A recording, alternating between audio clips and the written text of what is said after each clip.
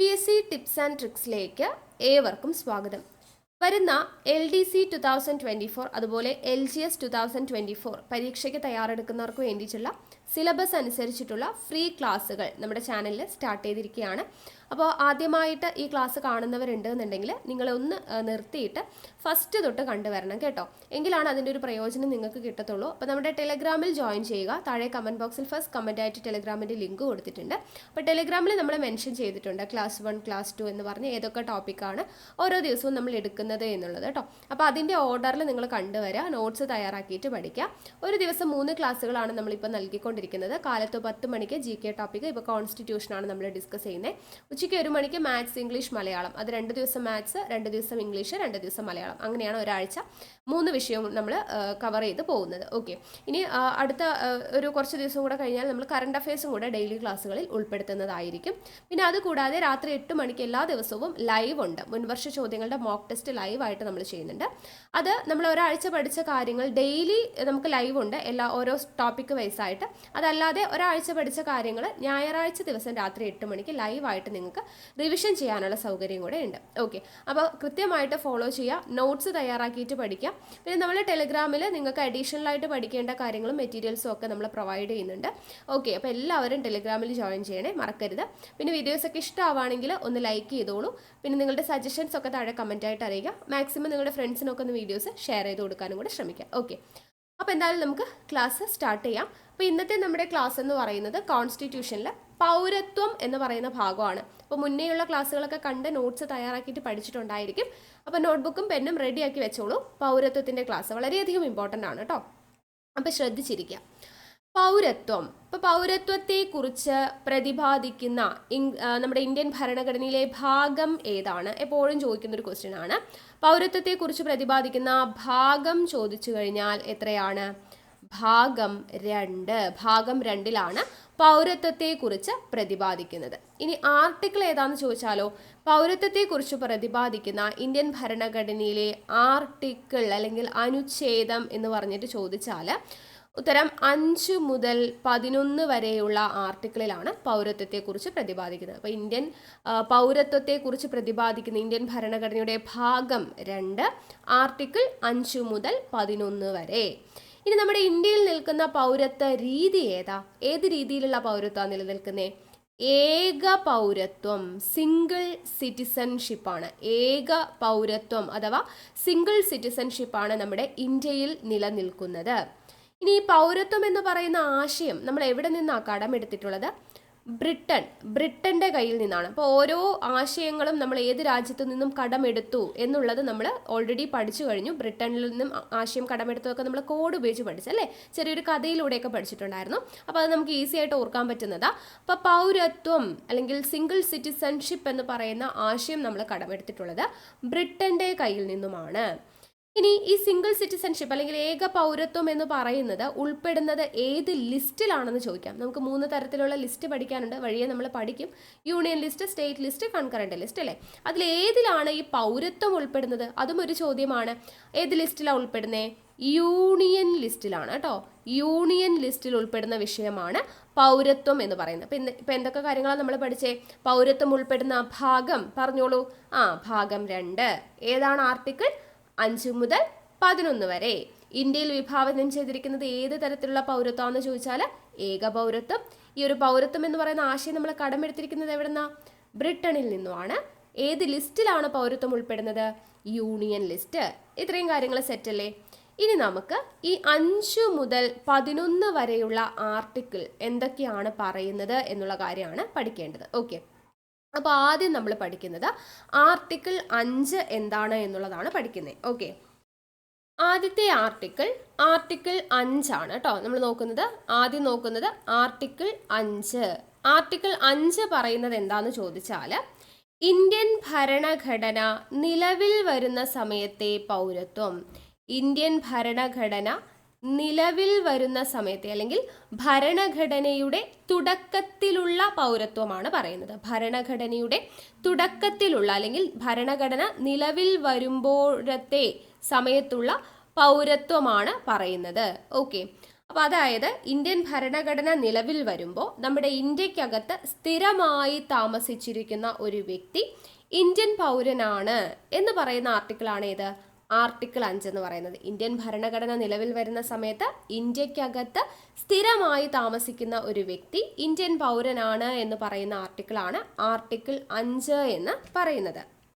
അപ്പോൾ ആർട്ടിക്കിൾ 5 പ്രകാരം ഇന്ത്യയിൽ സ്ഥിര താമസമാക്കുക എന്ന് പറഞ്ഞല്ലേ ഭരണഘടന നിലവിൽ വരുന്ന സമയത്ത്.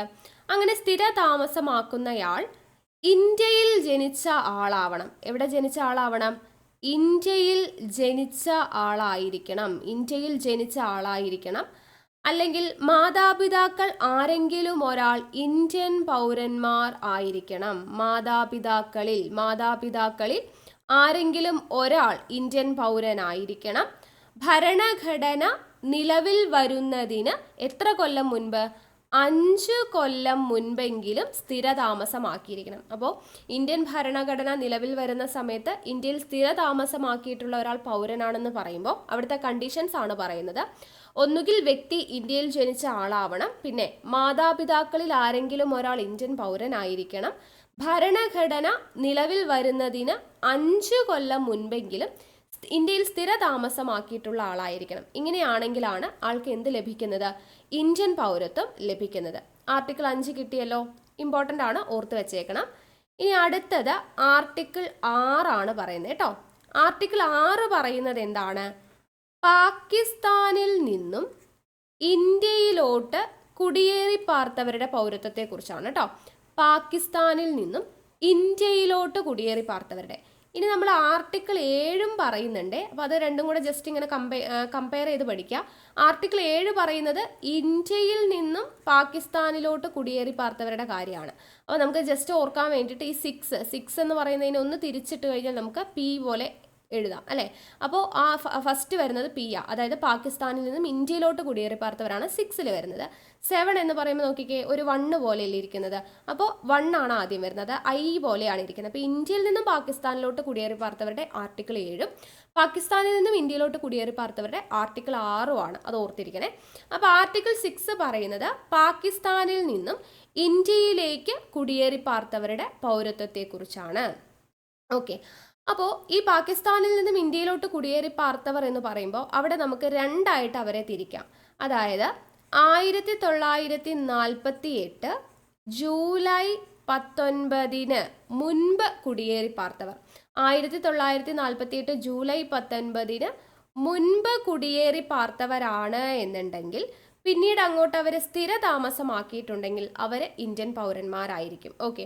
അപ്പോൾ ഇത് LDC പഠിക്കുന്നവർ കുറച്ച് ഡീപ്പായിട്ട് പഠിക്കുക. LGS പഠിക്കുന്നവരാണെങ്കിൽ നിങ്ങൾ ആർട്ടിക്കിൾ 5 മുതൽ 11 വരെ എന്തൊക്കെ കാര്യങ്ങളാണ് ജസ്റ്റ് പറയുന്നതെന്ന് മാത്രം പഠിച്ചാൽ മതിയാവും കേട്ടോ. അതായത് ആർട്ടിക്കിൾ 5 എന്ന് പറഞ്ഞാൽ ഭരണഘടനയുടെ തുടക്കത്തിലുള്ള പൗരത്വമാണ്. ആർട്ടിക്കിൾ 6 എന്ന് പറഞ്ഞാൽ പാകിസ്ഥാനിൽ നിന്നും ഇന്ത്യയിലോട്ട് കുടിയേറി പാർത്തവരുടെ പൗരത്വമാണ്. 7 എന്ന് പറഞ്ഞാൽ ഇന്ത്യയിൽ നിന്നും പാകിസ്ഥാനിലോട്ട് കുടിയേറി പാർത്തവരുടെ പൗരത്വമാണ്. അത്രയും പഠിച്ചാൽ മതിയാകും. LDC പ്രിപ്പയർ ചെയ്യുന്നവർ കുറച്ച് ഡീപ്പായിട്ട് പഠിക്കണം. അപ്പോൾ ആർട്ടിക്കിൾ 6 പറയുന്നത് എന്താണ്? 1948 ജൂലൈ 19 മുൻപ് ഇന്ത്യയിലോട്ട് കുടിയേറി പാർത്തവരാണ്. പിന്നീട് അങ്ങോട്ട് അവർ സ്ഥിര താമസമാക്കിയിട്ടുണ്ടെങ്കിൽ അവർ ഇന്ത്യൻ പൗരനാണെന്ന് പറയുന്നു. ഓക്കെ, ഇതാണ് ഒന്നാമത്തെ കണ്ടീഷൻ. ഇനി ഇവര് കുടിയേറി പാർത്തത് 1948 ജൂലൈ 19 ശേഷമാണെന്നിരിക്കട്ടെ. 1948 ജൂലൈ 19 ശേഷം വന്നവരാണെങ്കിൽ അവരെന്ത് ചെയ്യണം? ഇന്ത്യ ഗവൺമെൻറ് ചുമതലപ്പെടുത്തിയിട്ടുള്ള ഈ പൗരത്വ സംബന്ധമായ ചുമതലയുള്ള ഒരു ഉദ്യോഗസ്ഥൻ ഉണ്ടായിരിക്കുമല്ലോ, ആ ഉദ്യോഗസ്ഥന് മുൻപിൽ രജിസ്റ്റർ ചെയ്തിട്ട് അദ്ദേഹത്തിൻ്റെ മുൻപിൽ അദ്ദേഹത്തിൻ്റെ അനുവാദത്തോടുകൂടി ഇന്ത്യയിൽ ഏറ്റവും കുറഞ്ഞത് നമ്മൾ എപ്പോഴാണോ പൗരത്വത്തിന് അപേക്ഷിക്കുന്നത് അന്ന് മുതൽ 6 മാസം സ്ഥിര താമസമാക്കിയവരായിരിക്കണം. 1948 ജൂലൈ 19 മുൻപ് കുടിയേറി പാർത്തവരാണെങ്കിൽ, ഇന്ത്യയിലേക്ക് കുടിയേറി പാർത്തവരാണെങ്കിൽ അവരവിടെ സ്ഥിരമായിട്ട് താമസിക്കാൻ തുടങ്ങിയാൽ അവർക്ക് പൗരത്വം കിട്ടും. എന്നാൽ 1948 ജൂലൈ 19 ശേഷം കുടിയേറി പാർത്തവരാണെങ്കിൽ അവർ ഇന്ത്യ ഗവൺമെൻറ്റിന് കീഴിൽ അല്ലെങ്കിൽ ഇന്ത്യ ഗവൺമെൻറ് ചുമതലപ്പെടുത്തിയിട്ടുള്ള ഒരു ഉദ്യോഗസ്ഥൻ്റെ മുൻപിൽ രജിസ്റ്റർ ചെയ്ത് അപേക്ഷ സമർപ്പിച്ച അന്ന് മുതൽ 6 മാസക്കാലം ഇന്ത്യയിൽ സ്ഥിര താമസമാക്കിയവരാണെങ്കിലാണ് അവർക്ക് പൗരത്വം ലഭിക്കുക. ഓക്കെ, ഇതാണ് ആർട്ടിക്കിൾ 6 പറയുന്നത്. ഇനി ആർട്ടിക്കിൾ 7 നമ്മൾ പറഞ്ഞു എന്താണ്, ഇന്ത്യയിൽ നിന്നും പാകിസ്ഥാനിലോട്ട് കുടിയേറി പാർത്തവരാണ് ആർട്ടിക്കിൾ 7 പറയുന്നത് അല്ലെ. ആർട്ടിക്കിൾ 7 എന്താ പറയുന്നത്, ഇന്ത്യയിൽ നിന്നും പാകിസ്ഥാനിലോട്ട് കുടിയേറി പാർത്തവർ. അവിടെയും നമുക്ക് ഡിവിഷൻ ഉണ്ട്. ഒന്നാമത്തെ കേസ് പറയുന്നത് 1947 മാർച്ച് 1 ശേഷം 1947 മാർച്ച് 1 ശേഷം പാകിസ്ഥാനിലോട്ട് മൈഗ്രേറ്റ് ചെയ്ത് പോയവരാരും ഇന്ത്യൻ പൗരനായിരിക്കില്ല എന്നാണ് പറയുന്നത്. 1947 മാർച്ച് 1 ശേഷം പാകിസ്ഥാനിലോട്ട് കുടിയേറി പാർത്തവരാരും തന്നെ ഇന്ത്യൻ പൗരന്മാരായിരിക്കില്ല എന്ന് പറയുന്നുണ്ട്. രണ്ടാമത്തെ കണ്ടീഷൻ, ഇവര് പാകിസ്ഥാനിലേക്ക് പോയി 1947 മാർച്ച് 1 ശേഷം പാകിസ്ഥാനിലോട്ട് പോയിട്ടുണ്ട്, എന്നിട്ട് തിരിച്ചു വന്നു. ഓക്കെ, തിരിച്ചു വരുന്നത് എപ്പോഴാ, 1948 ജൂലൈ 19 മുൻപ് ഇവരെന്ത് ചെയ്തു, തിരിച്ചു വന്നിട്ടുണ്ട് എന്നുണ്ടെങ്കിൽ എങ്ങനെ, പെർമിറ്റോട് കൂടിയിട്ട് കേട്ടോ, അനുവാദത്തോടു കൂടി പെർമിറ്റോട് കൂടിയിട്ട് പെർമിറ്റ് വ്യവസ്ഥ പ്രകാരം ഇവർ തിരിച്ചു വന്നിട്ടുണ്ടെങ്കിൽ ഇവർക്ക് പൗരത്വം ലഭിക്കുമെന്നാണ് പറയുന്നത്. 1947 മാർച്ച് 1 ശേഷം കുടിയേറി പാർത്തവരാണെങ്കിൽ, പാകിസ്ഥാനിലോട്ട് പോയവരാണെങ്കിൽ അവർക്ക് പൗരത്വം ഇല്ല. പക്ഷെ അവർ പോയിട്ട് 1948 ജൂലൈ 19 മുൻപ് പെർമിറ്റോട് കൂടി തിരിച്ചു വന്നിട്ടുണ്ടെന്നുണ്ടെങ്കിൽ ഇവർക്ക് എന്ത് ലഭിക്കും, പൗരത്വം ലഭിക്കും എന്നതാണ് പറയുന്നത്, രണ്ടാമത്തെ കണ്ടീഷൻ. ഇനി ഇവർ തിരിച്ചു വരുന്നത് 1948 ജൂലൈ 19 ശേഷമാണെങ്കിലോ, 19 മുൻപാണെങ്കിൽ പൗരത്വം ലഭിക്കുന്നു പറഞ്ഞു. ഇനി ഇവർ 1948 ജൂലൈ 19 ശേഷമാണ് തിരിച്ചു വരുന്നത് എന്നുണ്ടെങ്കിൽ നമ്മൾ ഇവിടെ പറഞ്ഞില്ലേ, ആർട്ടിക്കിൾ 6 പറഞ്ഞതുപോലെ ഇന്ത്യ ഗവൺമെന്റ് ചുമതലപ്പെടുത്തിയിട്ടുള്ള ഒരു ഉദ്യോഗസ്ഥന്റെ മുൻപിൽ രജിസ്റ്റർ ചെയ്ത് അപേക്ഷ സമർപ്പിച്ച് ആ ഡേറ്റ് മുതൽ 6 മാസക്കാലം സ്ഥിര താമസമാക്കിയിട്ടുണ്ടെങ്കിലേ അവർക്ക് എന്ത് ലഭിക്കത്തുള്ളൂ, പൗരത്വം ലഭിക്കത്തുള്ളൂ. ഓക്കെ, ക്ലിയർ ആണല്ലോ, അതൊന്ന് മനസ്സിലാക്കി വെക്കണം കേട്ടോ. ഓക്കെ, അപ്പോൾ ആർട്ടിക്കിൾ 6 പറഞ്ഞു, നമ്മൾ 7 പറഞ്ഞു. ഇനി അടുത്തത് ആർട്ടിക്കിൾ 8 ആണ് കേട്ടോ. ആർട്ടിക്കിൾ 8. അപ്പോൾ ആർട്ടിക്കിൾ 8 പറയുന്നത് എന്താന്ന് ചോദിച്ചാൽ, ഇന്ത്യക്ക് പുറത്ത് താമസമാക്കിയിട്ടുള്ള ഇന്ത്യൻ വംശജരുടെ പൗരത്വത്തെക്കുറിച്ചാണ്. ഇന്ത്യക്ക് പുറത്ത് താമസമാക്കിയിട്ടുള്ള ഇന്ത്യൻ വംശജരുടെ പൗരത്വത്തെക്കുറിച്ചാണ് പ്രതിപാദിക്കുന്നത് ആർട്ടിക്കിൾ 8 കേട്ടോ. അപ്പോൾ അതിൽ കണ്ടീഷൻ പറയുന്നുണ്ട്, ഈ ഇന്ത്യക്ക് പുറത്ത് ജനിച്ച ഇന്ത്യൻ വംശജരുടെ പൗരത്വം എന്ന് പറയുമ്പോൾ ഒന്നുകിൽ ആൾ എന്ത് ചെയ്യണം, ഇന്ത്യയിൽ ജനിച്ച ആളായിരിക്കണം, ഇന്ത്യയിൽ ജനിച്ചിട്ടുള്ള ആളായിരിക്കണം, അല്ലെങ്കിൽ മാതാപിതാക്കൾ ഇന്ത്യക്കാരായിരിക്കണം, അതുമല്ലെങ്കിൽ അവരുടെ ഗ്രാൻഡ് പാരൻസ് എന്ത് ചെയ്യണം, അവര് ഇന്ത്യക്കാരായിരിക്കണം. ഇങ്ങനെ കണ്ടീഷൻ പറയുന്നുണ്ട്. ഇന്ത്യക്ക് പുറത്ത് താമസമാക്കിയിട്ടുള്ള ഇന്ത്യൻ വംശജർക്ക് പൗരത്വം ലഭിക്കണമെന്നുണ്ടെങ്കിൽ ഒന്നുകിൽ ആൾ ഇന്ത്യയിൽ ജനിക്കണം, അല്ലെങ്കിൽ അവരുടെ മാതാപിതാക്കൾ ഇന്ത്യക്കാരായിരിക്കണം, അല്ലെങ്കിൽ അവരുടെ ഗ്രാൻഡ് പാരൻസ് ഇന്ത്യക്കാരായിരിക്കണം. മാത്രമല്ല ഒരു കണ്ടീഷനും കൂടിയുണ്ട്, അവരെവിടെയാണോ താമസിക്കുന്നത് ആ രാജ്യത്ത് എന്ത് ചെയ്യണം, അവരുടെ ഇന്ത്യൻ പൗരനാണ് എന്ന് രേഖപ്പെടുത്തിയിരിക്കണം. അവർ താമസിക്കുന്ന രാജ്യത്ത് ഇന്ത്യൻ പൗരനാണ് എന്നുള്ളത് രേഖപ്പെടുത്തിയിരിക്കണം എന്നുള്ളതും കൂടെ ഓർത്തിരിക്കുക. ഇതാണ് ആർട്ടിക്കിൾ 8 പറയുന്നത്, ഇന്ത്യക്ക് പുറത്ത് താമസമാക്കിയ ഇന്ത്യൻ വംശജരുടെ പൗരത്വത്തെക്കുറിച്ചാണ് ആർട്ടിക്കിൾ 8 പറയുന്നത് കേട്ടോ. ഇനി അടുത്തത് ആർട്ടിക്കിൾ 9. ആർട്ടിക്കിൾ 9 പറയുന്നത് എന്താന്ന് നമുക്ക് നോക്കാം. ആർട്ടിക്കിൾ 9 പറയുന്നത് എന്താന്ന് വെച്ചാൽ, ഇന്ത്യൻ വംശജനായ ഒരാൾ വേറൊരു രാജ്യത്തിന്റെ പൗരത്വം സ്വന്തം ഇഷ്ടപ്രകാരം സ്വേച്ഛയാൽ, ഓക്കെ, ഇന്ത്യൻ വംശജനായിട്ടുള്ള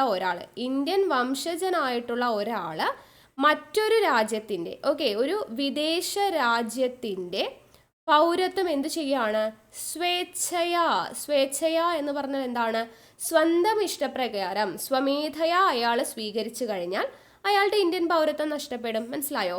ഇന്ത്യൻ വംശജനായിട്ടുള്ള ഒരാൾ മറ്റൊരു രാജ്യത്തിന്റെ പൗരത്വം എനിക്ക് വേണം എന്ന് പറഞ്ഞ് സ്വന്തം ഇഷ്ടപ്രകാരം സ്വീകരിച്ചു കഴിഞ്ഞാൽ അയാളുടെ ഇന്ത്യൻ പൗരത്വം നഷ്ടമാവും, അയാൾ ഇന്ത്യൻ പൗരനായിരിക്കില്ല എന്ന് പറയുന്നതാണ് ആർട്ടിക്കിൾ 9.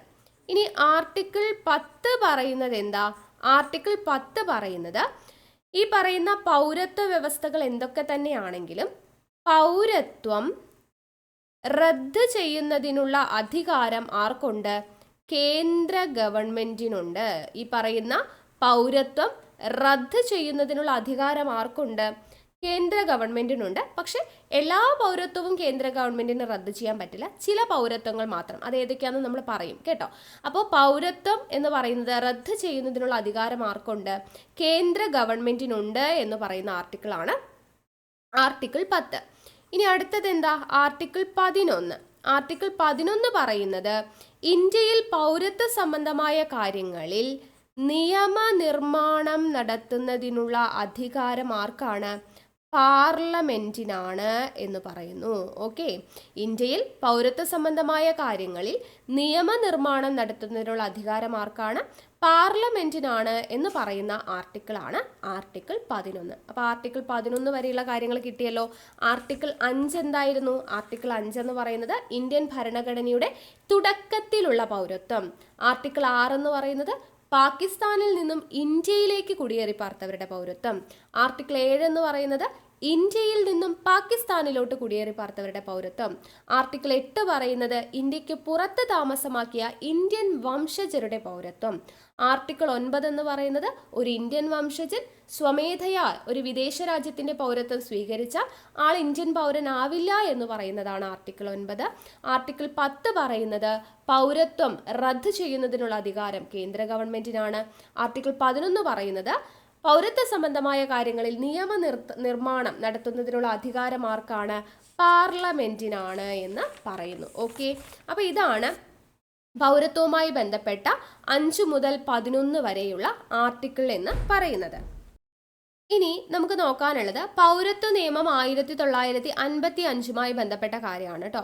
അപ്പൊ പൗരത്വ നിയമം നമ്മളിപ്പോൾ പറഞ്ഞു പൗരത്വം നേടുന്നതിനുള്ളത് അല്ലേ, അല്ലെങ്കിൽ എന്താണ് ഇന്ത്യ പൗരത്വവുമായി ബന്ധപ്പെട്ട ആർട്ടിക്കിൾസ് പറഞ്ഞു 5 മുതൽ 11 വരെ. അവിടെ ഒന്നും നമ്മൾ പൗരത്വം നേടുന്നതിനുള്ള വഴികളോ അല്ലെങ്കിൽ പൗരത്വം നഷ്ടപ്പെടുന്ന രീതികളോ ഒന്നും പഠിച്ചിട്ടില്ല. അതെവിടെയാ പറയുന്നത്? അത് ഒരു ആർട്ടിക്കിളിലും അല്ല പറയുന്നത്. പൗരത്വ നിയമം 1955 പൗരത്വം നേടുന്നതിനുള്ള രീതികളും പൗരത്വം നഷ്ടപ്പെടുന്ന രീതികളും ഒക്കെ പറയുന്നത്. അപ്പൊ നമുക്ക് നോക്കാം. പൗരത്വ നിയമം 1955 അത് അങ്ങനെ തന്നെ പഠിക്കുക. അപ്പൊ ഈസിയാണ്. പൗരത്വ നിയമം ഇന്ത്യൻ പാർലമെന്റ് പാസ്സാക്കുന്ന വർഷം ചോദിച്ചാൽ 1955 പൗരത്വ നിയമം ഇന്ത്യൻ പാർലമെന്റ് പാസ്സാക്കുന്നത്. ഓക്കെ, അപ്പോൾ ഈ പറയുന്ന പൗരത്വ നിയമത്തിലാണ് ഇന്ത്യൻ പൗരത്വം നേടുന്നതിനുള്ള 5 രീതികളെ കുറിച്ച് പറയുന്നത്. നമുക്ക് നോക്കാം. പൗരത്വം നേടാനുള്ള 5 രീതികൾ ഏതൊക്കെയാണ്? 1. ജന്മസിദ്ധമായ പൗരത്വം. ജന്മസിദ്ധമായ പൗരത്വം, വംശപാരമ്പര്യത്തിലൂടെ ആർജിക്കുന്ന പൗരത്വം, രജിസ്ട്രേഷൻ മുഖേന, ദെൻ ചിരകാല അധിവാസം മുഖേന, പ്രാദേശിക സംയോജനം മൂലം. ഇങ്ങനെ 5 രീതിയിലാണ് പൗരത്വം നേടാൻ കഴിയുക. അപ്പൊ പൗരത്വം നേടാനുള്ള 5 രീതികളെ കുറിച്ച് പ്രതിപാദിക്കുന്ന സെക്ഷൻ ചോദിച്ചു കഴിഞ്ഞാൽ സെക്ഷൻ 3 മുതൽ 7 വരെ പൗരത്വ നിയമത്തിൽ സെക്ഷൻ 3 മുതൽ 7 വരെയുള്ള ഭാഗത്തിലാണ് പൗരത്വം നേടുന്നതിനുള്ള 5 രീതികളെ കുറിച്ച് പറയുന്നത്. ജന്മസിദ്ധമായ പൗരത്വം എന്ന് പറയുന്നത് സെക്ഷൻ 3 പ്രതിപാദിക്കുന്നത്. ജന്മസിദ്ധമായ പൗരത്വം സെക്ഷൻ 3. ദെൻ വംശപാരമ്പര്യത്തിലൂടെ ആർജിക്കുന്ന പൗരത്വം എന്ന് പറയുന്നത് സെക്ഷൻ 4 പ്രതിപാദിക്കുന്നു. രജിസ്ട്രേഷൻ മുഖേനയുള്ള പൗരത്വം എന്ന് പറയുന്നത് സെക്ഷൻ 5 പ്രതിപാദിക്കുന്നു. ചിരകാല അധിവാസം മുഖേന എന്ന് പറയുന്നത് സെക്ഷൻ 6 പ്രതിപാദിക്കുന്നു. പ്രാദേശിക സംയോജനം മൂലമുള്ള പൗരത്വം എന്ന് പറയുന്നത് സെക്ഷൻ 7 പ്രതിപാദിക്കുന്നു. അപ്പോൾ സെക്ഷൻ 3 മുതൽ സെക്ഷൻ 7 വരെയാണ് പൗരത്വം നേടുന്നതിനുള്ള 5 രീതികളെ കുറിച്ച് പറയുന്നത്. ഏതൊക്കെയാണ് 5 രീതികൾ? ജന്മസിദ്ധമായ പൗരത്വം, വംശപാരമ്പര്യത്തിലൂടെ ആർജിക്കുന്ന പൗരത്വം, രജിസ്ട്രേഷൻ മുഖേന, ചിരകാല അധിവാസം മുഖേന, പ്രാദേശിക സംയോജനം മൂലം. ഓക്കെ, ഇനി ഇത് ഓരോന്നും എന്താന്നുള്ളത് നമുക്ക് എക്സ്പ്ലെയിൻ ചെയ്ത് പറയാം. LGSകാർ ഇത്രയും ഡീറ്റെയിൽഡ് ആയിട്ട് പഠിക്കേണ്ട. നിങ്ങൾ ആ 5 മെത്തേഡ് ഏതാന്നുള്ളത് മാത്രം പഠിച്ചാൽ മതി. ഓക്കെ, ജന്മസിദ്ധമായത്, വംശപാരമ്പര്യത്തിലൂടെ, രജിസ്ട്രേഷൻ മുഖേന, ചിരകാല അധിവാസം മുഖേന, പ്രാദേശിക സംയോജനം മൂലം അത്രയും പഠിച്ചാൽ മതിയാകും. ഡീറ്റെയിൽഡ് ആയിട്ടുള്ളത് വേണ്ട. ഓക്കെ, ഇനി ജന്മസിദ്ധമായ പൗരത്വം. ജന്മസിദ്ധമായ പൗരത്വം എന്ന് പറയുന്നത് നമ്മൾ പറഞ്ഞു സെക്ഷൻ 3 പ്രതിപാദിക്കുന്നത് അല്ലേ. സെക്ഷൻ 3 ജന്മസിദ്ധമായ പൗരത്വത്തെക്കുറിച്ച് പ്രതിപാദിക്കുന്നത്. ബൈ ബർത്ത് എന്ന് പറയും അല്ലെ. ജന്മസിദ്ധമായ പൗരത്വം അല്ലെങ്കിൽ ബൈ ബർത്ത് എന്ന് പറയുന്നു. അപ്പം ജന്മസിദ്ധമായ പൗരത്വം എന്ന് പറയുമ്പോൾ നമുക്ക് അവിടെ കണ്ടീഷൻസ് പറയുന്നുണ്ട്. 1950 ജനുവരി 26 അതിനു ശേഷമോ എന്നാൽ 1987 ജൂലൈ 1 മുൻപോ ഇന്ത്യയിൽ ജനിച്ച ഏതൊരു വ്യക്തിയും, ഇതിനു മുൻപോ ഇന്ത്യയിൽ ജനിച്ചിട്ടുള്ള ഏതൊരു വ്യക്തിയും അയാളുടെ മാതാപിതാക്കൾ, അവരുടെ മാതാപിതാക്കൾ ഏതു രാജ്യക്കാരായിരുന്നാലും അവർ ഇന്ത്യൻ പൗരന്മാരാണ്. ഇതാണ് ആദ്യം പറയുന്നത്. ജന്മസിദ്ധമായ പൗരത്വം എന്ന് പറയുന്നത് ഇതാണ്. 1950 ജനുവരി 26 അതിനുശേഷമോ 1987 ജൂലൈ 1 മുൻപോ ഇന്ത്യയിൽ ജനിച്ചിട്ടുള്ള ഒരു വ്യക്തിയാണ്. അവരുടെ അച്ഛനോ അമ്മയോ ഏതോ രാജ്യക്കാരായിക്കോട്ടെ, ആൾ ഇന്ത്യയിലാണോ ഈ പറഞ്ഞ സമയത്ത് ജനിച്ചിട്ടുള്ളത്, ആള് ഇന്ത്യൻ പൗരനായിരിക്കും. അപ്പൊ 1950 ജനുവരി 26 ശേഷമോ 1987 ജൂലൈ 1 മുൻപോ ജനിക്കുന്ന ഒരു വ്യക്തി ഇന്ത്യയിലാണ് ജനിക്കുന്നത്. മാതാപിതാക്കൾ എവിടത്തുകാരാണെങ്കിലും ആൾക്ക് എന്ത് കിട്ടും? ജന്മസിദ്ധമായ ഇന്ത്യൻ പൗരത്വം ലഭിക്കുന്നതാണ്. ഓക്കെ, ഇനി അടുത്ത ഒരു കണ്ടീഷൻ പറയുന്നത്, ഇത് ഒന്നാമത്തെ കേസാണ്. ഇനി രണ്ടാമത്തെ കേസ് പറയുന്നത് 1987 ജൂലൈ 1 അതിനു ശേഷമോ ജനിച്ചയാള്, ഇന്ത്യയിൽ ജനിച്ചിട്ടുള്ള ഒരാള് അവരുടെ മാതാപിതാക്കളിൽ ആരെങ്കിലും ഒരാൾ എന്താവണം? ഇന്ത്യൻ പൗരനാണെങ്കിൽ ഇന്ത്യൻ പൗരത്വം ലഭിക്കും. 1987 ജൂലൈ 1 അല്ലെങ്കിൽ അതിനുശേഷം ജനിച്ച ആളാണെങ്കിൽ, ആൾ ഇന്ത്യയിലാണ് ജനിച്ചതെങ്കിൽ മാതാപിതാക്കളിൽ ആരെങ്കിലും ഒരാൾ കൂടെ ഇന്ത്യക്കാരനാണെങ്കിലാണ് ആൾക്ക് പൗരത്വം ലഭിക്കുകയുള്ളൂ. ഇനി മൂന്നാമത്തെ കണ്ടീഷൻ പറയുന്നത് 2004 ഡിസംബർ 3 അതിനു ശേഷമോ ഇന്ത്യയിൽ ജനിച്ചിട്ടുള്ള ഏതൊരു വ്യക്തിക്കും ഇന്ത്യൻ പൗരത്വം ലഭിക്കണമെങ്കിൽ എന്ത് ചെയ്യണം? അവരുടെ മാതാപിതാക്കൾ 2 പേരും ഇന്ത്യൻ പൗരന്മാരായിരിക്കണം, എങ്കിലാണ് ഇന്ത്യൻ പൗരത്വം ലഭിക്കത്തുള്ളൂ. ഓക്കെ, എന്താണ് പറഞ്ഞത്? ജന്മസിദ്ധമായ പൗരത്വം എന്ന് പറയുന്നതിൽ വരുന്നതാണ്. ആദ്യത്തെ കേസ് പറഞ്ഞത് 1950 ജനുവരി 26 അതിനുശേഷമോ 1987 ജൂലൈ 1 മുൻപോ ഇന്ത്യയിൽ ജനിക്കുന്ന ഏതൊരു വ്യക്തിയും അവരുടെ മാതാപിതാക്കൾ ഏത് രാജ്യക്കാരാണെങ്കിലും ഇന്ത്യൻ പൗരത്വം ലഭിക്കും. രണ്ടാമത്തെ കേസ് പറഞ്ഞത് 1987 ജൂലൈ 1 അതിനുശേഷമോ ഇന്ത്യയിൽ ജനിക്കുന്ന ഏതൊരു വ്യക്തിയും അവരുടെ മാതാപിതാക്കളിൽ ഒരാൾ ഇന്ത്യക്കാരാണെങ്കിൽ അവർക്ക് പൗരത്വം ലഭിക്കും. ഈ മൂന്നാമത്തെ കേസ് പറഞ്ഞത് 2004 ഡിസംബർ 3 ശേഷമോ ഇന്ത്യയിൽ ജനിച്ചിട്ടുള്ള ഒരു വ്യക്തിയുടെ മാതാപിതാക്കൾ 2 പേരും ഇന്ത്യക്കാരായിരിക്കണം, എങ്കിലാണ് ഈ ജന്മസിദ്ധമായ പൗരത്വം അവർക്ക് ലഭിക്കുകയുള്ളൂ. ഓക്കെ, ഇനി ഈ പറഞ്ഞതിൽ മാതാപിതാക്കളിൽ ഒരാൾ ഇന്ത്യൻ പൗരനും മറ്റേയാള് അനധികൃത കുടിയേറ്റക്കാരനുമാണെങ്കിൽ ഒരാൾക്ക് പൗരത്വം ലഭിക്കില്ല കേട്ടോ. മാതാപിതാക്കളിൽ ഒരാൾ ഇന്ത്യക്കാരനും മറ്റേയാള് അനധികൃത കുടിയേറ്റക്കാരൻ എന്ന് വെച്ചാൽ എന്താണ്? പെർമിറ്റ് ഇല്ലാതെ കടന്നു കയറുന്നവർ, അല്ലെങ്കിൽ പെർമിറ്റോടുകൂടെ വന്നു പക്ഷെ അവർക്കൊരു കാലാവധി ഉണ്ട്, ആ കാലാവധി കഴിഞ്ഞിട്ടും അവർ തിരിച്ചു പോയില്ല, അങ്ങനെയുള്ളവരാണെങ്കിൽ നമുക്ക് അവരെ അനധികൃത കുടിയേറ്റക്കാർ എന്ന് പറയാം. അപ്പോൾ ഒരാൾ ഇന്ത്യക്കാരനും മറ്റേയാൾ അനധികൃത കുടിയേറ്റക്കാരനുമാണെങ്കിൽ ഒരു വ്യക്തിക്ക് പൗരത്വം ലഭിക്കുകയില്ല. ഓക്കെ, എന്നാൽ ഒരാൾ ഇന്ത്യൻ പൗരനാണ്, മറ്റേയാൾ അംഗീകൃത കുടിയേറ്റക്കാരനാണെങ്കിൽ പൗരത്വം ലഭിക്കും. ഈ അംഗീകൃത കുടിയേറ്റക്കാരൻ എന്ന് പറഞ്ഞാൽ എന്താണ്? നേരത്തെ പറഞ്ഞതുപോലെ പെർമിറ്റോട് കൂടിയിട്ട് വന്നിട്ടുള്ള ആളെയാണ് അംഗീകൃത കുടിയേറ്റക്കാരൻ എന്ന് പറയാം. അപ്പോൾ ഒരാൾ ഇന്ത്യൻ പൗരനാണ് മാതാപിതാക്കളിൽ, ഒരാൾ അംഗീകൃത കുടിയേറ്റക്കാരനാണെങ്കിൽ ആൾക്ക് എന്ത് ലഭിക്കും? പൗരത്വം ലഭിക്കും എന്നുള്ളതും കൂടെ മനസ്സിലാക്കി വെക്കുക. ഇനി ഇവിടെ ഒരു പോയിന്റും കൂടെ പറയുന്നുണ്ട്. ഇന്ത്യയിൽ നിയമിക്കപ്പെട്ട വിദേശ നയതന്ത്രജ്ഞരുടെ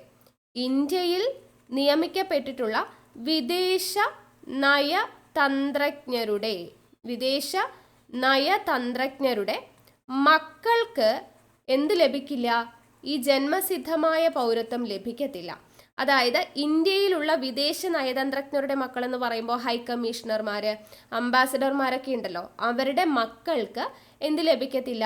ജന്മസിദ്ധമായിട്ട് പൗരത്വം ലഭിക്കില്ല. അവർ ഇന്ത്യയിലാണ് വർക്ക് ചെയ്യുന്നത് എന്നും പറഞ്ഞ് അവരുടെ മക്കൾക്ക് ഇന്ത്യൻ പൗരന്മാരാവാനുള്ള അവസരം ഇല്ല. അപ്പോൾ ഇന്ത്യയിൽ ജോലി ചെയ്യുന്ന വിദേശ നയതന്ത്രജ്ഞന്മാരുടെ മക്കൾക്ക് ജന്മസിദ്ധമായ പൗരത്വം ലഭിക്കുകയില്ല എന്നും പറയുന്നുണ്ട്. ഇത്രയും കാര്യങ്ങൾ ജന്മസിദ്ധമായ പൗരത്വവുമായി ബന്ധപ്പെടുത്തി അറിഞ്ഞിരിക്കണം. ക്ലിയർ ആയോ? മനസ്സിലായിട്ടില്ലെങ്കിൽ ഒരു തവണയും കൂടെ കേൾക്കുക കേട്ടോ. ഓക്കെ, മാക്സിമം ഞാൻ പറഞ്ഞിട്ടുണ്ട് എക്സ്പ്ലെയിൻ ചെയ്തിട്ട്. അടുത്തത് വംശപാരമ്പര്യത്തിലൂടെ ആർജിക്കുന്ന പൗരത്വം. വംശപാരമ്പര്യത്തിലൂടെ ആർജിക്കുന്ന പൗരത്വം എന്ന് പറയുന്നത്, അല്ലെങ്കിൽ പിന്തുടർച്ച വഴിയുള്ള പൗരത്വം എന്നാണ് പറയാം. ഓക്കെ, അപ്പൊ അത് നമ്മൾ പറഞ്ഞു ബൈ ഡെസെന്റ് എന്നാണ് പറയാ അല്ലെ. ബൈ ഡെസെന്റ് എന്നാണ് പറയാ. സെക്ഷൻ 4 പ്രതിപാദിക്കുന്നത്. സെക്ഷൻ 4 പ്രതിപാദിക്കുന്നത്. അപ്പോൾ ഇവിടെ പറയുന്ന 3 കണ്ടീഷനേ ഉള്ളൂ. ഒന്ന്, നമുക്ക് വംശപാരമ്പര്യത്തിലൂടെ ആർജിക്കുന്ന പൗരത്വം എന്ന് പറയുന്നതിൽ 1950 ജനുവരി 26 അതിനുശേഷമോ, എന്നാൽ 1992 ഡിസംബർ 10 മുൻപോ ഇന്ത്യക്ക് പുറത്തു ജനിച്ച ഒരു വ്യക്തിക്ക് ജനന സമയത്ത് അദ്ദേഹത്തിൻ്റെ പിതാവ് എവിടെ ഇന്ത്യൻ പൗരനായിരുന്നാൽ, ജനന സമയത്ത് പിതാവ് ഇന്ത്യൻ പൗരനായിട്ടുണ്ടെങ്കിൽ പൗരത്വം ലഭിക്കും. അപ്പോൾ 1950 ജനുവരി 26 അതിനുശേഷമോ 1992 ഡിസംബർ 10 മുൻപോ കുട്ടി ജനിക്കുന്നത് എവിടെയാ? ഇന്ത്യക്ക് പുറത്തായിരിക്കാം. പക്ഷെ ആ കുഞ്ഞ് ജനിക്കുന്ന സമയത്ത് അവരുടെ പിതാവ് ഇന്ത്യൻ പൗരനാണ് എന്നുണ്ടെങ്കിൽ ആൾക്ക് എന്ത് കിട്ടും? ഇന്ത്യൻ പൗരത്വം ലഭിക്കും. ഓക്കെ, ഇപ്പൊ ഏകദേശം ഒരു 1986 ഫെബ്രുവരി 13 ഒരു കുഞ്ഞ് ജനിക്കുന്നു. കുഞ്ഞ് ജനിക്കുന്നത് അയർലൻഡിലാണ്. പക്ഷെ ജനിക്കുന്ന സമയത്ത് കുട്ടിയുടെ അച്ഛൻ ഇന്ത്യൻ പൗരനാണ്. അങ്ങനെയാണെങ്കിൽ ആ അയർലൻഡിൽ ജനിക്കുന്ന കുട്ടിക്ക് എന്ത് കിട്ടും? ഇന്ത്യൻ പൗരത്വം ലഭിക്കും. അത്രയേ ഉള്ളൂ പറഞ്ഞത്. ഓക്കെ, മനസ്സിലായല്ലോ. ഇനി അടുത്ത രണ്ടാമത്തെ പോയിന്റ് എന്ന് പറയുന്നത്, ഈ 1992 ഇവിടെ പറഞ്ഞില്ലേ ഡിസംബർ 10, ആ ഡേറ്റിനോ 1992 ഡിസംബർ 10 അതിനുശേഷമോ ഇന്ത്യക്ക് പുറത്ത് ജനിച്ച ഒരു വ്യക്തിക്ക് അദ്ദേഹത്തിൻ്റെ ജനന സമയത്ത് അദ്ദേഹത്തിൻ്റെ മാതാപിതാക്കളിൽ ഒരാളെങ്കിലും ഇന്ത്യൻ പൗരനായിരിക്കണം. എങ്കിലാണ് പൗരത്വം ലഭിക്കത്തുള്ളൂ. ഈ പറഞ്ഞ ഡേറ്റ് 1950 ജനുവരി 26 ശേഷമോ 1992 ഡിസംബർ 10 മുൻപായിരുന്നെങ്കിൽ കുട്ടി ഇന്ത്യക്ക് പുറത്താണെങ്കിലും ജനന സമയത്ത് പിതാവ് ഇന്ത്യൻ പൗരനാണെന്നുണ്ടെങ്കിൽ കിട്ടുന്ന പറഞ്ഞേ. പക്ഷെ 1992 ഡിസംബർ 10 ശേഷമോ ആണ് ഇന്ത്യക്ക് പുറത്ത് ജനിക്കുന്നത് എന്നുണ്ടെങ്കിൽ ആ വ്യക്തിക്ക് അദ്ദേഹത്തിൻ്റെ ജനന സമയത്ത് മാതാപിതാക്കളിൽ ഒരാൾ ഇന്ത്യൻ പൗരനായിരുന്നു കഴിഞ്ഞാൽ കിട്ടും, പൗരത്വം ലഭിക്കും. ഇനി മൂന്നാമത്തെ കേസ് പറയുന്നത് 2004 ഡിസംബർ 3 അതിനുശേഷമോ 2004 ഡിസംബർ 3 അതിനുശേഷമോ ഇന്ത്യക്ക് പുറത്ത് ജനിക്കുന്ന ഒരു വ്യക്തിക്ക് പിന്തുടർച്ച വഴിയുള്ള പൗരത്വം ലഭിക്കുമോ? ഇല്ല.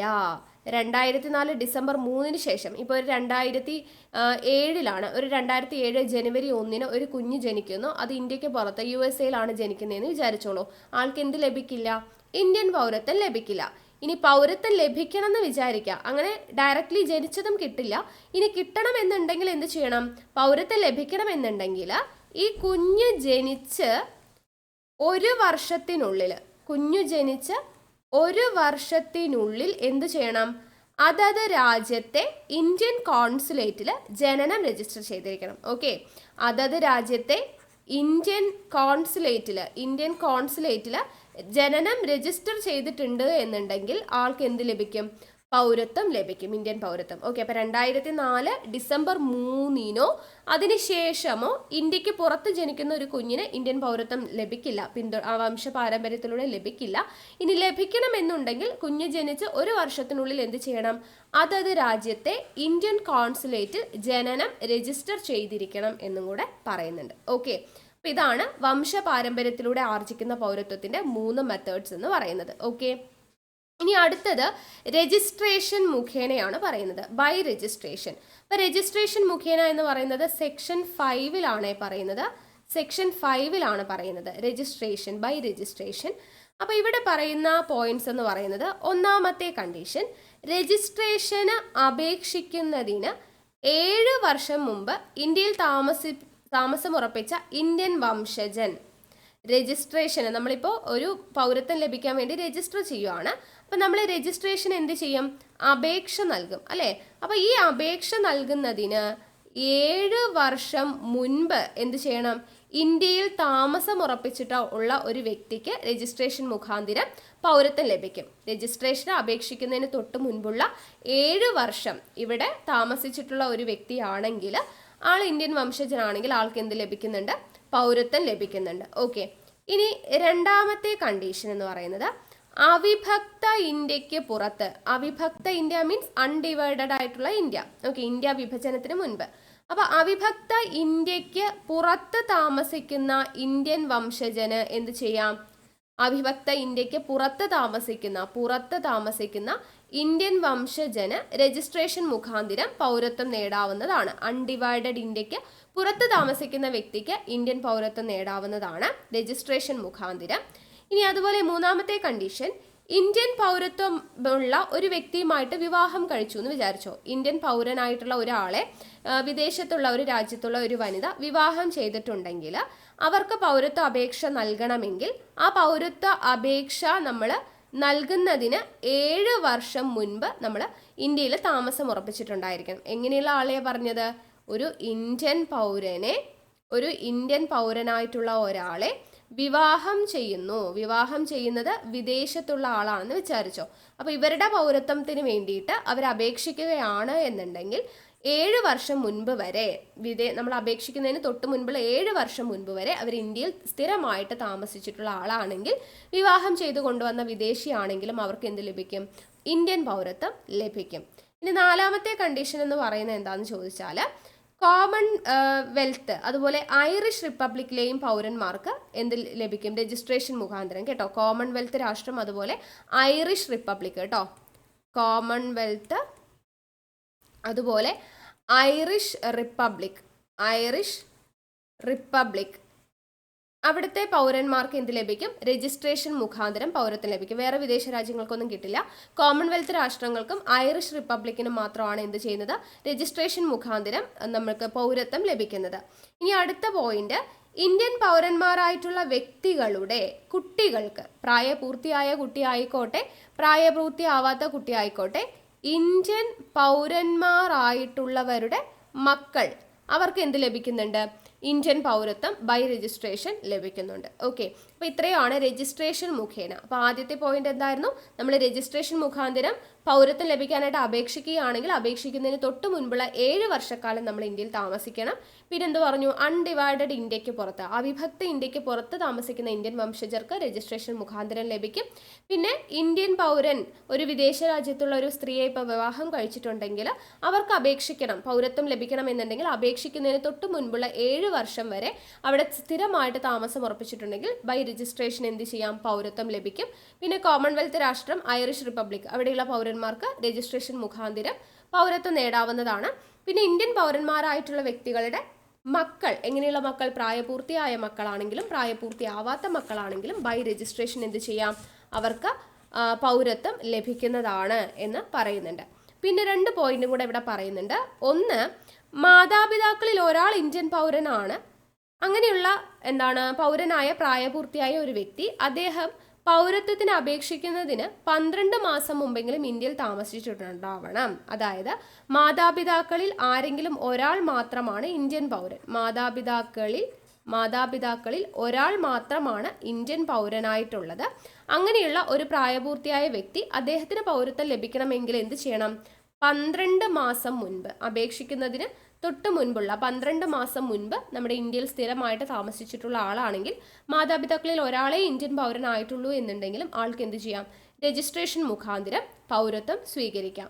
ഇനി 7ാമത്തെ പോയിന്റ് പറയുന്നത്, പ്രായപൂർത്തിയായ പൗരത്വ അപേക്ഷകൻ 5 വർഷമായിട്ട് overseas citizens of India OCI കാർഡിൻ്റെ ഉടമയായിട്ട് രജിസ്റ്റർ ചെയ്തിട്ടുമുണ്ട്, 12 വർഷമായിട്ട് ഇന്ത്യയിൽ താമസിച്ചിട്ടുമുണ്ട് എന്നുണ്ടെങ്കിൽ ആൾക്കും ഇന്ത്യൻ പൗരത്വം ലഭിക്കും. പ്രായപൂർത്തിയായിട്ടുള്ള പൗരത്വത്തിന് വേണ്ടിയിട്ട് അപേക്ഷിക്കുന്ന ഒരാൾ 5 വർഷമായിട്ട് overseas citizens of India card OCI card ഉടമയുമാണ്. ആ ആള് രജിസ്റ്റർ ചെയ്യുന്നതിന് അപേക്ഷിക്കുന്നതിന് തൊട്ട് മുൻപുള്ള 12 മാസത്തോളം കാലം ഇന്ത്യയിൽ സ്ഥിര താമസമാക്കിയിട്ടുമുണ്ട് എന്നുണ്ടെങ്കിൽ ആൾക്കും എന്ത് ചെയ്യും, രജിസ്ട്രേഷൻ മുഖാന്തിരം ഈ പറയുന്ന പൗരത്വം ലഭിക്കുന്നതാണ്. ഓക്കെ, ഇതാണ് രജിസ്ട്രേഷൻ മുഖേനയുള്ള കണ്ടീഷൻസ് കേട്ടോ. ഇനി ചിരകാല അധിവാസം മുഖേന. ചിരകാല അധിവാസം മുഖേന എന്ന് പറയുന്നത് സെക്ഷൻ 6 പ്രതിപാദിക്കുന്നത്. സെക്ഷൻ 6 ചിരകാല അധിവാസം മുഖേന. ഇംഗ്ലീഷിൽ പറയുമ്പോൾ എന്താ, ബൈ നാച്ചുറലൈസേഷൻ എന്നുള്ളതാണ് ചിരകാല അധിവാസം മുഖേന. അപ്പോൾ അവിടെ പറയുന്ന പോയിന്റ് എന്ന് പറയുന്നത്, ഒന്നാമത്തെ കണ്ടീഷൻ, പൗരത്വത്തിന് വേണ്ടി അപേക്ഷിക്കുന്ന അപേക്ഷകൻ ഏതെങ്കിലും രാജ്യത്തെ പൗരനാണെങ്കിൽ ഇന്ത്യയിലെ പൗരത്വത്തിനുള്ള അപേക്ഷ സ്വീകരിക്കപ്പെടുന്ന മുറയ്ക്ക് മുൻ പൗരത്വം ഉപേക്ഷിക്കണം. ഇപ്പോൾ പുറം രാജ്യത്തുള്ള ഒരാൾ നമ്മുടെ ഇന്ത്യൻ പൗരത്വത്തിന് വേണ്ടി അപേക്ഷിച്ചു. അപ്പം നമ്മുടെ അപേക്ഷ ഇവിടെ സ്വീകരിച്ചു കഴിഞ്ഞു. ഓക്കെ, ഈ പുറത്തുള്ള ഒരാളാണ്, വേറെ രാജ്യത്തുള്ള ഒരാളാണ്. അയാൾ ഇന്ത്യൻ പൗരത്വത്തിന് വേണ്ടിയിട്ട് എന്ത് നൽകുകയാണ്, അപേക്ഷ നൽകുന്നു. അപേക്ഷ നൽകി നമ്മൾ എന്ത് ചെയ്യും, അപേക്ഷ നമ്മൾ ഇവിടെ സ്വീകരിക്കും അല്ലേ. അപ്പം അങ്ങനെ അപേക്ഷ ഇവിടെ സ്വീകരിച്ചു കഴിഞ്ഞതും ആളുടെ മുൻ രാജ്യത്തെ, വേറെ രാജ്യത്തെ പൗരത്വം എന്ത് ചെയ്യും, രാജ്യത്തെ പൗരത്വം അയാൾക്ക് ഓട്ടോമാറ്റിക്കലി എന്ത് ചെയ്യും, അത് നഷ്ടമാകും എന്നാണ് പറയുന്നത്. ഓക്കെ, വിദേശ രാജ്യത്തുള്ള ഒരു പൗരൻ നമ്മുടെ ഇന്ത്യൻ പൗരത്വം നേടാൻ വേണ്ടി അപേക്ഷ നൽകുന്നു.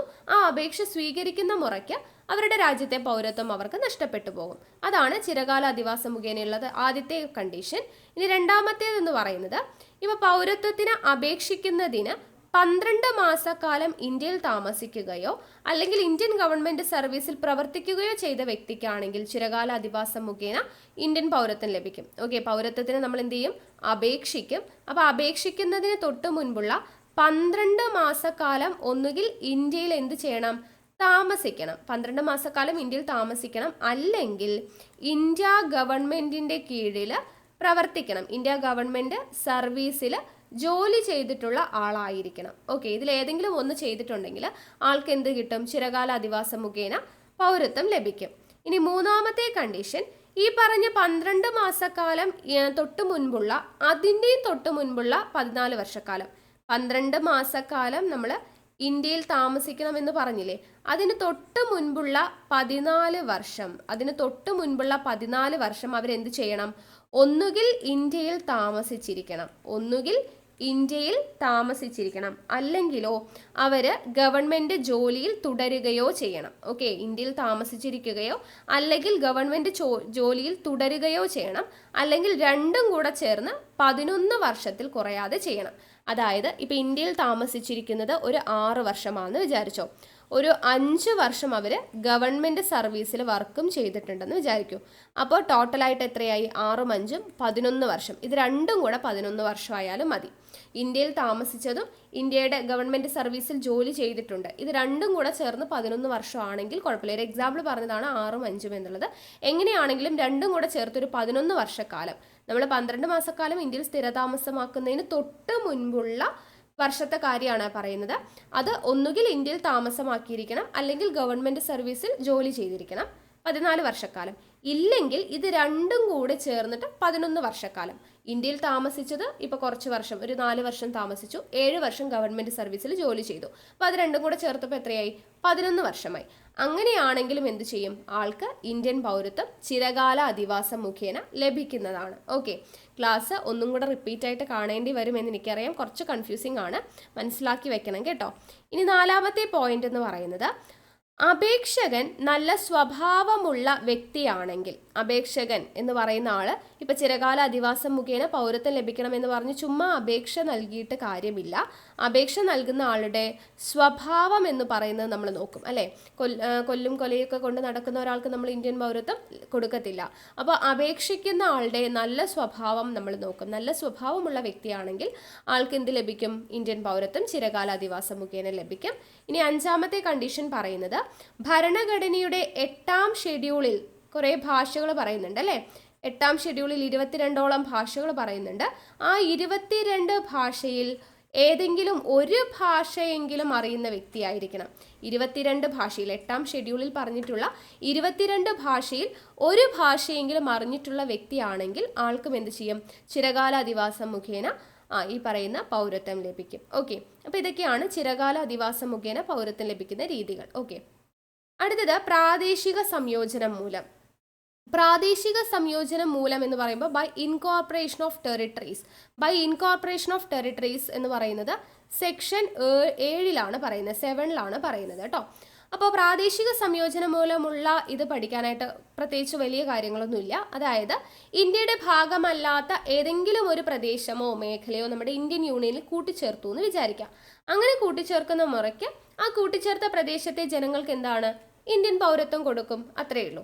ഓക്കെ, അതായത് ഇപ്പം നമുക്കറിയാം ഗോവ നമ്മുടെ ഇന്ത്യൻ യൂണിയനിലോട്ട് കൂട്ടിച്ചേർത്തല്ലോ. അപ്പോൾ ഗോവയിൽ നിന്നും ഇങ്ങോട്ട് കൂട്ടിച്ചേർത്ത് ഗോവയിലുള്ള ആളുകൾക്ക് ഇന്ത്യൻ പൗരത്വം ലഭിച്ചിട്ടുണ്ടായിരിക്കും, അത്രയേ ഉള്ളൂ. മനസ്സിലായോ? അപ്പോൾ ഇന്ത്യയുടെ ഭാഗമല്ലാത്ത കേട്ടോ, ഇന്ത്യയുടെ ഭാഗമല്ലാത്ത ഏതെങ്കിലും പ്രദേശം നമ്മുടെ ഇന്ത്യയിലോട്ട് കൂട്ടിച്ചേർക്കുമ്പോൾ ആ ഇന്ത്യയിലോട്ട് കൂട്ടിച്ചേർത്ത പ്രദേശത്തുള്ളവർക്ക് ഇന്ത്യൻ പൗരത്വം പ്രാദേശിക സംയോജനം മൂലം ലഭിക്കുന്നതാണ്. ഓക്കെ, അത്രേ പറയുന്നുള്ളൂ. ഓക്കെ, അപ്പോൾ ഇതാണ് നമുക്ക് 5 രീതിയിൽ പൗരത്വം നേടാനുള്ള വഴി. അപ്പം 5 രീതി മനസ്സിലാകുമെന്ന് വിചാരിക്കുന്നു. ഓക്കെ, ഒട്ടും മനസ്സിലാവാത്തവർ ഒരു തവണ കൂടെ വീഡിയോ ഒന്ന് റിവൈൻഡ് ചെയ്തിട്ടൊന്ന് കാണണം കേട്ടോ. അടുത്തത് പൗരത്വം നമുക്ക് നഷ്ടപ്പെടാനുള്ള 3 രീതികളെ കുറിച്ചാണ് പറയുന്നത്. പൗരത്വം നഷ്ടപ്പെടാനുള്ള 3 രീതികൾ എന്ന് പറയുന്നത്, ഒന്ന് പരിത്യാഗം അഥവാ റിനൻസിയേഷൻ. പരിത്യാഗം അഥവാ റിനൻസിയേഷൻ എന്ന് പറയുന്നു. നിർത്തലാക്കൽ അഥവാ ടെർമിനേഷൻ. നിർത്തലാക്കൽ അഥവാ ടെർമിനേഷൻ. പൗരത്വ അപഹരണം അഥവാ ഡിപ്രിവേഷൻ. ഓക്കെ, ഇതാണ് 3 രീതിയിലുള്ള പൗരത്വം നഷ്ടപ്പെടുന്ന രീതികൾ. അപ്പോൾ ഈ പൗരത്വം നഷ്ടപ്പെടുന്ന രീതികളെ നമുക്ക് സെക്ഷൻ 8 മുതൽ 10 വരെയാണ്. പരിത്യാഗം എന്ന് പറയുന്നത് സെക്ഷൻ 8, നിർത്തലാക്കൽ എന്ന് പറയുന്നത് സെക്ഷൻ 9, പൗരത്വ അപഹരണം എന്ന് പറയുന്നത് സെക്ഷൻ 10 പറയുന്നത്. ഓക്കെ, പരിത്യാഗം സെക്ഷൻ 8, നിർത്തലാക്കൽ സെക്ഷൻ 9, പൗരത്വ അപഹരണം സെക്ഷൻ 10. LGSകാർ ഈ പേര് മാത്രം പഠിച്ചു വെച്ചാൽ മതി. ഓക്കെ, ആവശ്യമുള്ളവർ ബാക്കിയുള്ളതും പഠിച്ചോളൂ കേട്ടോ. ഓക്കെ, അപ്പോൾ പരിത്യാഗം റിനൻസിയേഷൻ എന്ന് പറയുന്നത് സെക്ഷൻ 8 പറയുന്നത്. അപ്പോൾ ഈ പരിത്യാഗം ഓരോന്നായിട്ട് നമുക്ക് നോക്കാം. പരിത്യാഗം എന്ന് വെച്ചാൽ എന്താണ്? പരിത്യാഗം റിനൻസിയേഷൻ എന്ന് പറഞ്ഞാൽ എന്താണ്? എനിക്ക് നിങ്ങളുടെ പൗരത്വം വേണ്ട എന്നും പറഞ്ഞ് നമ്മൾ എന്ത് ചെയ്യുന്നു? നിരസിക്കുന്നു. നമ്മൾ സ്വന്തമായിട്ട് എന്ത് ചെയ്യാണ്? എനിക്ക് പൗരത്വം വേണ്ട എന്ന് പറഞ്ഞ് നമ്മൾ നിരസിക്കുന്നു. അതിനെയാണ് പരിത്യാഗം എന്ന് പറയുന്നത്. അപ്പോൾ നമുക്ക് പൗരത്വം നഷ്ടപ്പെടാനുള്ള ഒന്നാമത്തെ മെത്തേഡ് എന്താണ്? എനിക്ക് നിങ്ങളുടെ പൗരത്വം വേണ്ട എന്ന് പറഞ്ഞ് നിരസിക്കുക. അതാണ് ഒന്നാമത്തെ മെത്തേഡ് എന്ന് പറയുന്നത്. അതാണ് പരിത്യാഗം എന്ന് പറയുന്നത്. ഇനി രണ്ടാമത്തെ മെത്തേഡാണ് നിർത്തലാക്കൽ. നിർത്തലാക്കൽ അഥവാ ടെർമിനേഷൻ. ടെർമിനേഷൻ എന്ന് പറഞ്ഞാൽ എന്താ? ഒരാൾ ഇന്ത്യൻ പൗരനായിരിക്കുമ്പോൾ തന്നെ മറ്റൊരു രാജ്യത്തിൻ്റെ പൗരത്വം സ്വീകരിക്കുക. ആള് ഇന്ത്യൻ പൗരനാണ്, പക്ഷെ ഇന്ത്യൻ പൗരനായിരിക്കുന്ന അതേ സമയം എന്ത് ചെയ്യുന്നു? മറ്റൊരു രാജ്യത്തെ പൗരത്വം ആൾ എന്ത് ചെയ്യുന്നു? സ്വീകരിക്കുന്നു. ഇന്ത്യൻ പൗരനായിരിക്കുന്ന അതേ സമയം തന്നെ മറ്റൊരു രാജ്യത്തെ പൗരത്വം സ്വീകരിക്കുന്നു. അങ്ങനെയാണെങ്കിൽ അദ്ദേഹത്തിൻ്റെ ഇന്ത്യൻ പൗരത്വം ഓട്ടോമാറ്റിക്കലി ഇല്ലാതെയാവും. ഇന്ത്യൻ പൗരനായിരിക്കുന്ന വ്യക്തി അതേ സമയം മറ്റൊരു രാജ്യത്തെ പൗരത്വം സ്വീകരിക്കുമ്പോൾ ഇന്ത്യൻ പൗരത്വം നഷ്ടപ്പെടുന്നു. അതിനെയാണ് നിർത്തലാക്കൽ അഥവാ ടെർമിനേഷൻ എന്ന് പറയുന്നത്. ഈസി അല്ലേ? മനസ്സിലായല്ലോ? ഇനി അടുത്തത് പൗരത്വ അപഹരണം. പൗരത്വ അപഹരണം എന്ന് പറഞ്ഞാൽ എന്താണ്? നമ്മൾ പറഞ്ഞു നേരത്തെ പൗരത്വം നേടാനുള്ള വഴികളിൽ ഒന്ന് രജിസ്ട്രേഷൻ മുഖാന്തിരം എന്ന് നമ്മൾ പഠിച്ചു അല്ലെ, ബൈ രജിസ്ട്രേഷൻ എന്ന് പഠിച്ചു. അതുപോലെ ബൈ നാച്ചുറലൈസേഷൻ എന്ന് നമ്മൾ പഠിച്ചു അല്ലെ, ബൈ നാച്ചുറലൈസേഷൻ ചിരകാല അധിവാസം മുഖേന, അതുപോലെ ബൈ രജിസ്ട്രേഷൻ. ഇങ്ങനെ 2 രീതിയിൽ നമ്മൾ നേടുന്ന പൗരത്വം പറഞ്ഞില്ലേ. അപ്പോൾ ഈ 2 രീതിയിൽ നേടണമെങ്കിലും അവിടെ നമ്മൾ കുറേ പേപ്പേഴ്സും കാര്യങ്ങളൊക്കെ കൊടുക്കണം അല്ലെ. രജിസ്ട്രേഷൻ മുഖാന്തിരമാണെങ്കിലും നമ്മൾ കുറേ കാലം ഇവിടെ താമസിച്ചു, അതിനുള്ള രേഖകളും കാര്യങ്ങളൊക്കെ നമ്മൾ സമർപ്പിക്കണം. അപ്പോൾ അങ്ങനെ നമ്മൾ കൊടുക്കുന്ന രേഖ വ്യാജരേഖയാണെങ്കിൽ, അപ്പോൾ ഈ പൗരത്വ അപഹരണം എന്ന് പറയുന്നത് രജിസ്ട്രേഷൻ മുഖാന്തിരവും നാച്ചുറലൈസേഷൻ മുഖാന്തിരവും പൗരത്വം നേടുന്നവർക്ക് മാത്രം നഷ്ടപ്പെടാവുന്നതാണ്. കാരണം അവർ സമർപ്പിക്കുന്ന രേഖ വ്യാജരേഖയാണ് എന്നുണ്ടെങ്കിൽ അവർക്ക് പൗരത്വം റദ്ദാക്കപ്പെടും. ഓക്കെ, വ്യാജരേഖ സമർപ്പിച്ചു കഴിഞ്ഞാൽ റദ്ദാക്കപ്പെടും. രണ്ടാമത്തേത്, ഇന്ത്യൻ ഭരണഘടനയോട് ഈ രജിസ്ട്രേഷൻ മുഖാന്തിരമോ നാച്ചുറലൈസേഷൻ മുഖാന്തിരമോ പൗരത്വം നേടുന്ന വ്യക്തി ഇന്ത്യൻ ഭരണഘടനയോട് അനാദരവ് പ്രകടിപ്പിച്ചാൽ, ഇന്ത്യൻ ഭരണഘടനയെ നിന്ദിച്ചു കഴിഞ്ഞാൽ ആളുടെ പൗരത്വം നഷ്ടപ്പെടുമെന്നാണ് പറയുന്നത്. ഇനി മൂന്നാമത്തേത്, യുദ്ധകാലഘട്ടത്തിൽ നമ്മൾ രാജ്യവുമായിട്ട് എന്ത് നടക്കും? യുദ്ധം നടക്കും. അപ്പോൾ യുദ്ധസമയത്ത് ശത്രു രാജ്യവുമായിട്ട് ബന്ധം പുലർത്തി കഴിഞ്ഞാൽ, രജിസ്ട്രേഷൻ മുഖാന്തരമോ നാച്ചുറലൈസേഷൻ മുഖാന്തരമോ പൗരത്വം നേടുന്ന ഒരു വ്യക്തി യുദ്ധസമയത്ത് ശത്രുക്കളുമായിട്ട് ബന്ധം പുലർത്തി കഴിഞ്ഞാൽ ആളുടെ പൗരത്വം നഷ്ടപ്പെടുമെന്ന് പറയുന്നു. അടുത്ത പോയിന്റ്, ചിരകാല അധിവാസം മുഖേന, അതായത് നാച്ചുറലൈസേഷൻ വഴിയോ രജിസ്ട്രേഷൻ വഴിയോ പൗരത്വം നേടിയ വ്യക്തി 5 വർഷത്തിനുള്ളിൽ, 5 വർഷത്തിനകം, 5 വർഷത്തിനകം മറ്റൊരു രാജ്യത്ത്, 5 വർഷത്തിനകം മറ്റൊരു രാജ്യത്ത് 2 വർഷത്തെ തടവ് ശിക്ഷ അനുഭവിച്ചിട്ടുണ്ടെങ്കിൽ ആളുടെ പൗരത്വം നഷ്ടപ്പെടും. രജിസ്ട്രേഷൻ മുഖാന്തരമോ നാച്ചുറലൈസേഷൻ മുഖാന്തരമോ പൗരത്വം നേടുക എന്ന് പറഞ്ഞപ്പോൾ നമ്മൾ പറഞ്ഞു ആളുടെ സ്വഭാവവും കൂടെ നമ്മൾ കൺസിഡർ ചെയ്യുമെന്നല്ലേ. അപ്പം നല്ല സ്വഭാവമാണെന്നൊക്കെ ഉള്ള ഒരു രേഖയിലാണ് ഇവർ പൗരത്വം നേടുന്നത്. പക്ഷെ അങ്ങനെ പൗരത്വം നേടിക്കഴിഞ്ഞു 5 വർഷത്തിനുള്ളിൽ എന്ത് ചെയ്യാണ്? ഇവർ മറ്റൊരു രാജ്യത്ത് ഒരു കേസിൽ പെടുന്നു, എന്നിട്ട് 2 വർഷം തടവ് അനുഭവിക്കുന്നു. അപ്പം നല്ല സ്വഭാവമല്ല എന്നുള്ളത് തെളിഞ്ഞില്ലേ. അപ്പോൾ അവർക്ക് എന്ത് ലഭിക്കും? അവരുടെ പൗരത്വം നഷ്ടപ്പെടും. അതാണ് പറയുന്നത്. ദെൻ 5ാമത്തെ കണ്ടീഷൻ എന്ന് പറയുന്നത്, തുടർച്ചയായിട്ട് 7 വർഷക്കാലം ഇന്ത്യക്ക് പുറത്തു പോയിട്ട് താമസിച്ചിട്ടുണ്ടെങ്കിൽ, തുടർച്ചയായി 7 വർഷക്കാലം ഇന്ത്യക്ക് പുറത്ത് പോയി താമസിച്ചിട്ടുണ്ടെങ്കിൽ, എങ്ങനെയുള്ളവരാണ്? രജിസ്ട്രേഷൻ മുഖാന്തിരമോ നാച്ചുറലൈസേഷൻ മുഖാന്തിരമോ ഞങ്ങൾക്ക് ഇന്ത്യൻ പൗരത്വം വേണമെന്ന് പറഞ്ഞ് പൗരത്വം എടുത്തതാണ്, എന്നിട്ട് ഇന്ത്യക്ക് പുറത്തുള്ളൊരു സ്ഥലത്ത് പോയിട്ട് തുടർച്ചയായി 7 വർഷക്കാലം ഇന്ത്യക്ക് പുറത്ത് താമസിച്ചിട്ടുണ്ടെങ്കിൽ അവരുടെ പൗരത്വവും ഇല്ലാതെയാവും. ഇതാണ് പൗരത്വ അപഹരണം എന്ന് പറയുന്ന രീതി. കേട്ടോ, വ്യാജരേഖ സമർപ്പിച്ചു കഴിഞ്ഞാൽ പൗരത്വം നഷ്ടപ്പെടും. ഇന്ത്യൻ ഭരണഘടനയോട് അനാദരവ് പ്രകടിപ്പിച്ചു കഴിഞ്ഞാൽ, യുദ്ധം നടക്കുന്ന സമയത്ത് ശത്രു രാജ്യങ്ങളുമായിട്ട് ബന്ധം പുലർത്തി കഴിഞ്ഞാൽ, അല്ലെങ്കിൽ പൗരത്വം നേടി 5 വർഷത്തിനകം മറ്റൊരു രാജ്യത്ത് 2 വർഷം തടവ് അനുഭവിച്ചു കഴിഞ്ഞാൽ, അല്ലെങ്കിൽ തുടർച്ചയായിട്ട് ഇന്ത്യക്ക് പുറത്ത് പോയിട്ട് താമസിച്ചു കഴിഞ്ഞാൽ, ഇങ്ങനെയൊക്കെയാണ് പൗരത്വ അപഹരണത്തിലൂടെ എന്ത് നഷ്ടപ്പെടുന്നത്? പൗരത്വം നഷ്ടപ്പെടുന്നത്. ഇനി അടുത്ത ഭാഗം എന്ന് പറയുന്നത്, അപ്പോൾ ഇത്രയും കാര്യങ്ങൾ നമ്മൾ പറഞ്ഞു. പൗരത്വം നേടുന്നതിനുള്ള 5 രീതികൾ പറഞ്ഞു, പൗരത്വം നഷ്ടപ്പെടാനുള്ള 3 രീതികൾ നമ്മൾ പറഞ്ഞിട്ടുണ്ടായിരുന്നു. പിന്നെ നമ്മൾ പറഞ്ഞു എന്താണ്? പൗരത്വം, അതുമായി ബന്ധപ്പെട്ട നിയമനിർമ്മാണം നടത്തുന്നതിനുള്ള അധികാരം പാർലമെന്റിലാണ്. ഏത് ആർട്ടിക്കിളിലാണ് പറഞ്ഞത്? ആർട്ടിക്കിൾ 11 പറഞ്ഞത് പൗരത്വ സംബന്ധമായ കാര്യങ്ങളിൽ നിയമനിർമ്മാണം നടത്തുന്നതിനുള്ള അധികാരം പാർലമെന്റിനാണ് എന്ന് നമ്മൾ പറഞ്ഞു. അത് ഓർത്തിരിക്കുക. ഇനി നമുക്ക് പൗരത്വ ഭേദഗതി നിയമവും കൂടെ ഓർത്തിരിക്കണം കേട്ടോ. പൗരത്വ ഭേദഗതി നിയമം 2019, പൗരത്വ ഭേദഗതി നിയമം 2019. അപ്പോൾ ഈ പറയുന്ന ആക്ട് എന്ന് പറയുന്നത് ആരാണ് അവതരിപ്പിക്കുന്നത്? 2019 ഡിസംബർ 9 കേന്ദ്ര ആഭ്യന്തരമന്ത്രി അമിത് ഷായാണ് ഇന്ത്യൻ പാർലമെന്റിൽ ഈ പൗരത്വ ഭേദഗതി നിയമം അവതരിപ്പിക്കുന്നത് കേട്ടോ. 2019 ഡിസംബർ 9 കേന്ദ്ര ആഭ്യന്തരമന്ത്രി അമിത് ഷായാണ് ഈ പറയുന്ന പൗരത്വ ഭേദഗതി നിയമം എന്ന് പറയുന്നത് ഇന്ത്യൻ പാർലമെന്റിൽ അവതരിപ്പിക്കുന്നത്. അതിനുശേഷം ഇത് ലോക്സഭ പാസാക്കി. ലോക്സഭ പാസാക്കുന്നത് 2019 ഡിസംബർ 10. ലോക്സഭ പാസാക്കുന്നത് 2019 ഡിസംബർ 10. രാജ്യസഭ പാസാക്കുന്നത് എപ്പോഴാണ്? 2019 ഡിസംബർ 11 രാജ്യസഭ പാസാക്കുന്നു. അത് കഴിഞ്ഞ് പ്രസിഡന്റ് ഒപ്പുവെക്കുന്നത് എപ്പോഴാണ്? 2019 ഡിസംബർ 12. ദെൻ അത് കഴിഞ്ഞ് ഇത് നിലവിൽ വരുന്നത് എപ്പോഴാണ് എന്ന് ചോദിച്ചു കഴിഞ്ഞാൽ 2020 ജനുവരി 10 കേട്ടോ. അപ്പോൾ നമ്മുടെ പൗരത്വ ഭേദഗതി നിയമം ആദ്യമായിട്ട് ഇന്ത്യൻ പാർലമെന്റിൽ അവതരിപ്പിച്ചത് 2019 ഡിസംബർ 9 അമിത് ഷായാണ് അവതരിപ്പിച്ചത്. 2019 ഡിസംബർ 9 അവതരിപ്പിച്ചു.